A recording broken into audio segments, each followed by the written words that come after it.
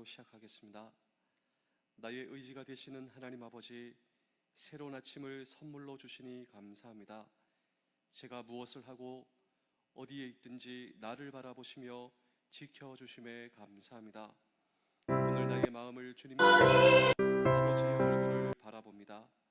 비록 세상 속에 살고 있지만 마음만은 언제나 하나님을 바라보게 하시며, 제가 힘들고 외로울 때 나의 의지할 바위 되어 주시옵소서. 산처럼 내 곁에 계시는 주님, 언제나 기댈 언덕이 되어 주심에 감사합니다. 제가 사람을 의지하다 실망하고 좌절할 때 다시 주님께 나아가게 하시며, 내 곁에 두신 사람들로 인해 제가 상처받고 배신감을 느낄 때 온전한 나의 소망은 오직 주님밖에 없음을 알게 하여 주옵소서. 이를 깨닫게 하시기에 실망할 때도 감사할 수 있게 하여 주옵소서. 예수님의 이름으로 기도합니다. 아멘. 찬송가 419장 3절을 찬양하겠습니다.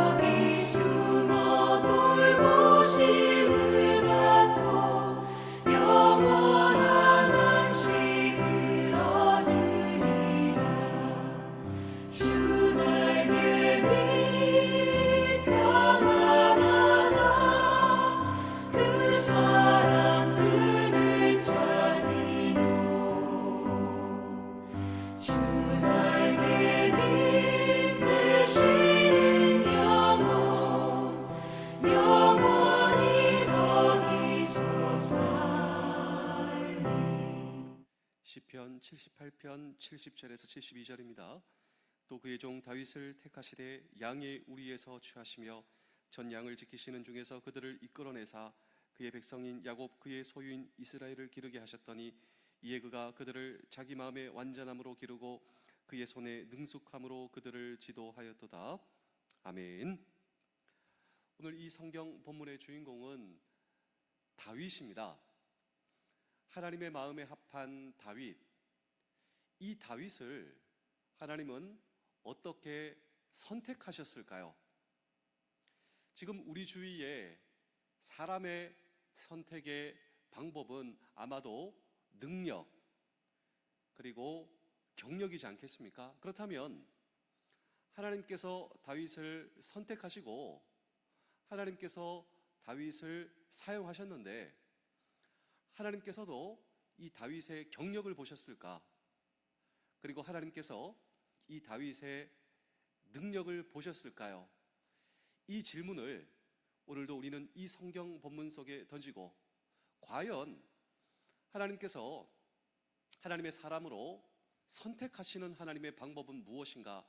라고 하는 질문을 오늘도 우리는 이 성경 본문 속에 던지고, 오늘도 주의 말씀을 들을 때 하나님께서는 하나님의 사람의 선택의 방법을 세 번째로, 하나님께서는 작은 일에 기뻐하시는 사람, 이 사람을 선택하여 사용하셨다라고 하는 사실을 오늘 우리는 이 말씀을 통하여 볼 수가 있습니다.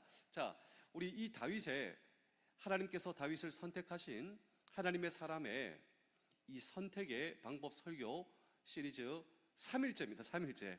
우리가 한번 복귀해 보실까요?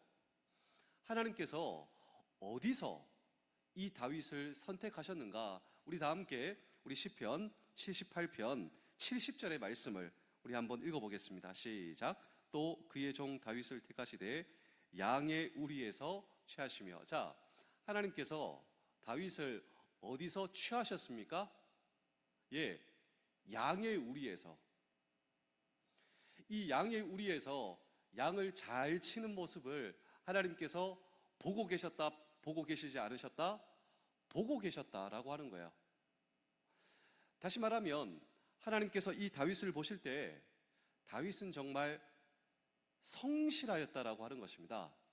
하나님이 보시기에 우리 사람이 생각할 때 큰일 작은 일이 있지만 하나님이 보실 때는 큰일 작은 일 없다.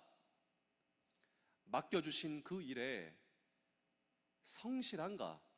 하나님께서 나에게 맡겨주신 이 일을 얼마만큼 성실하게 그 일에 임하고 있는가라고 하는 그 자세와 태도를 하나님께서 보고 계신다라고 하는 것입니다.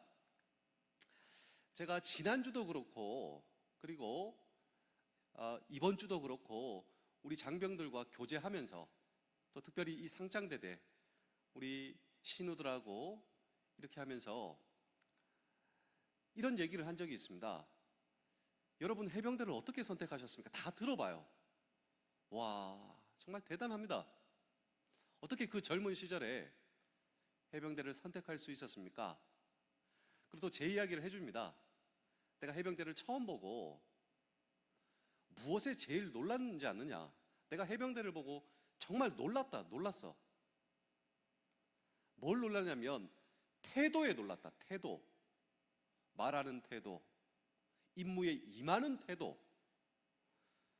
내가 해병대 사역하기 전에는 전혀 몰랐는데 이런 태도를 가지고 있는 사람이 있다라고 하는 사실을 몰랐는데, 그리고 언어 사용, 몰라도요 알아보겠습니다라고 하는 태도가 저한테는 충격이었어요. 그 적극적인 태도, 그리고 자세 말이죠. 자세. 제가 왜 이것을 말씀드리냐면 하나님께서 다윗의 그런 자세와 태도를 보고 계셨다라고 하는 사실입니다. 자세와 태도 말이죠. 자, 우리 시편 78편 71절도 한번 보실까요? 71절입니다. 시작. 전향을 지키시는 중에서 그들을 이끌어내사 그의 백성인 야곱 그의 소유인 이스라엘을 기르게 하셨더니, 자, 이 자세의 문제가 나오지 않습니까? 양을 잘 쳤습니다. 하나님께서 나에게 일을 맡기셨다. 하나님 앞에서 일하고 성실했던 다윗입니다. 다윗. 그랬더니 하나님께서 이 다윗에게 이 민족을 맡겨도 이 민족을 잘 목양하겠다. 하나님께서 그것을 보시고 이 성실과 자세와 태도를 보신 다윗의 하나님이 오늘 저와 여러분들의 하나님이시라면, 여러분 우리가 생각할 때 큰일 작은 일이지만요 하나님 앞에 그렇지 않습니다. 오늘도 나에게 맡겨주신 그 일을 하나님께서 이 일을 나에게 맡겨주셨다. 코람되어 하나님 앞에서 일하는 저와 여러분 되실 수 있기를 주의 이름으로 축복합니다. 두 번째는 뭐라고 말씀드렸습니까? 네, 이 다윗은 맡겨주신 그 일에 탁월했다. 우리 시편 78편 72절도 보실까요?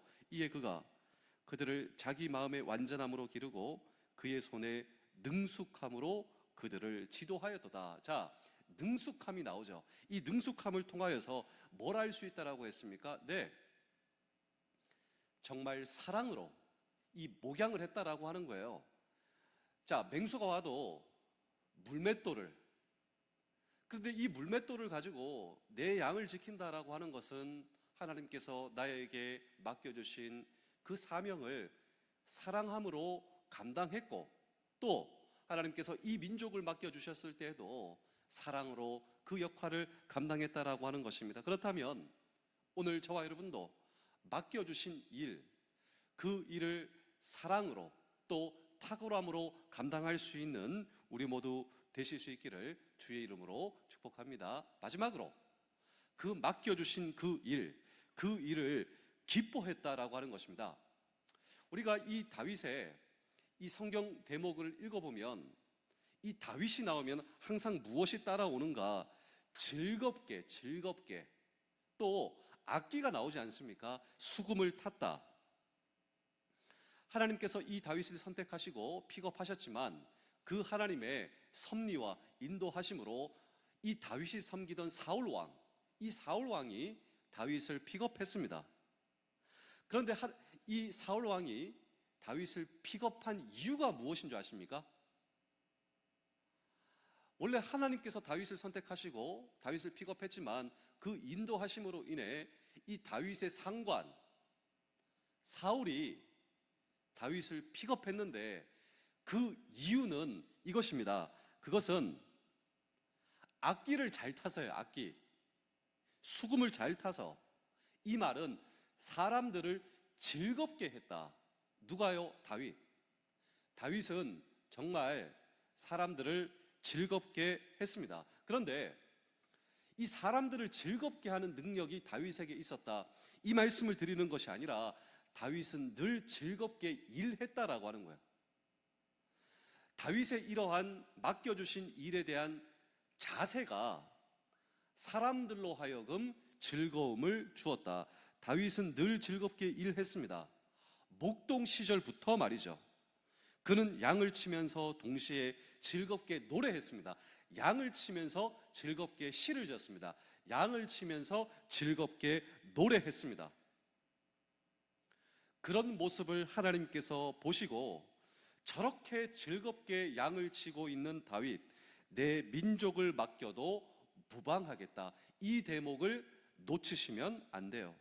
그렇다면 틀림없이 내 사랑하는 민족을 기쁨과 즐거움으로 섬길 것이다. 하나님께서 이렇게 판단하신 것입니다. 우리는 때때로 우리에게 맡겨주신 노동, 이 노동을 형벌처럼 생각하는 경향이 있습니다. 하나님께서 우리에게 맡겨주신 일 말이죠. 일. 우리가 오늘도 노동, 일하지 않습니까? 근데 많은 사람들은 이 일과 노동을 형벌처럼 생각하는 경향이 있는데 대단히 잘못된 생각입니다. 왜냐하면 우리 창세기 2장 15절을 보실까요?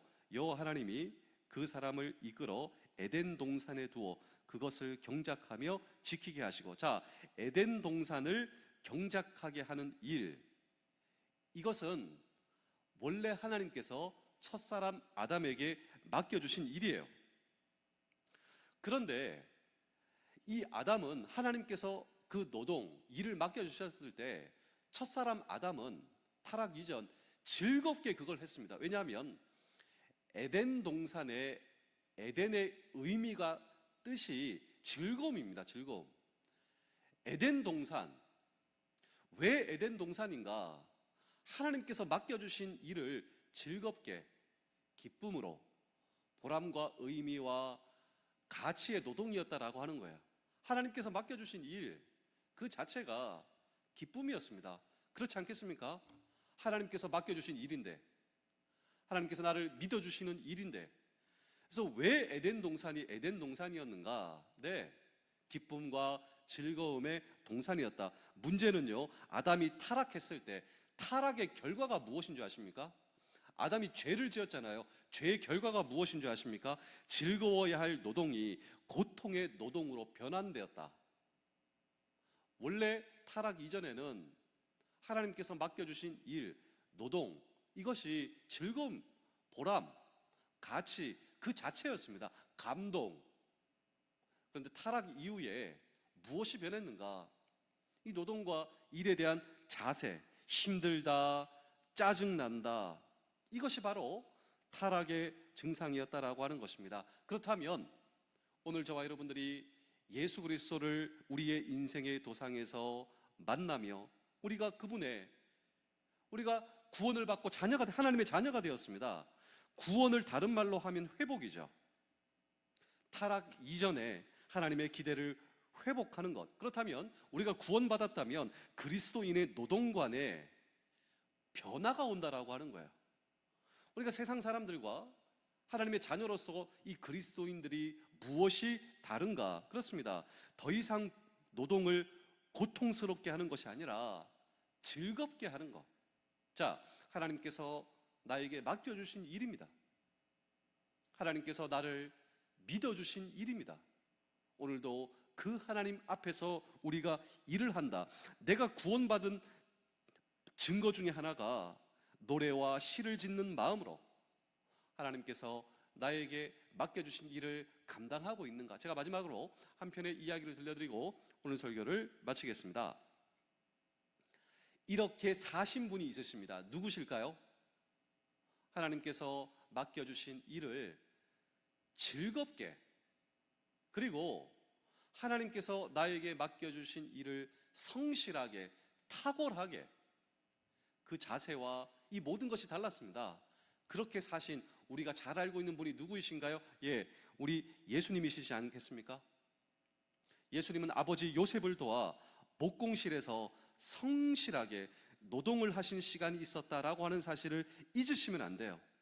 우리 예수님은 짧은 인생을 사셨지만 성실하게, 우리 예수님은 탁월하게, 즐겁게 사셨다라고 하는 사실을 잊지 마시고, 오늘 저와 여러분들이 그 예수님의 제자라면 앞으로 남아있는 내 생에 우리가 아직도 지금 호흡하고 있다면 우리는 어떤 태도로 하나님 앞에서 맡겨주신 일을 감당하며 살아가야 할 것인가 라고 하는 것입니다. 우리 사랑하는 성도 여러분, 장병 여러분, 군가족 여러분, 오늘도 하나님 앞에서 살아가시는, 남은 평생 그 하나님 앞에서 성실하게, 탁월하게, 또 누구보다 즐겁게 기쁘게 살아가시는 우리 모두 되실 수 있기를 주의 이름으로 축복합니다. 기도하겠습니다. 오늘도 나의 싸움의 승리가 어디에 있는지 기억하기를 원합니다. 내 모든 승리의 근원은 주님이십니다. 명예의 산이나 돈의 산을 오르는 것이 승리가 아님을 알게 하시며, 영적인 산에 올라 주님을 만나고 기쁨을 누리는 것이 진정한 승리이며, 세상의 산에서 주님을 찾으며 주님이 없다 실망하지 않게 하여 주옵소서. 오늘도 주님과 동행하는 이 하루가 소중합니다. 주님의 손에 붙잡고 함께 하겠습니다. 세상의 산이 아니라 주님의 산에 오르겠습니다. 나의 주인 되시는 예수 그리스도의 이름으로 기도합니다. 아멘.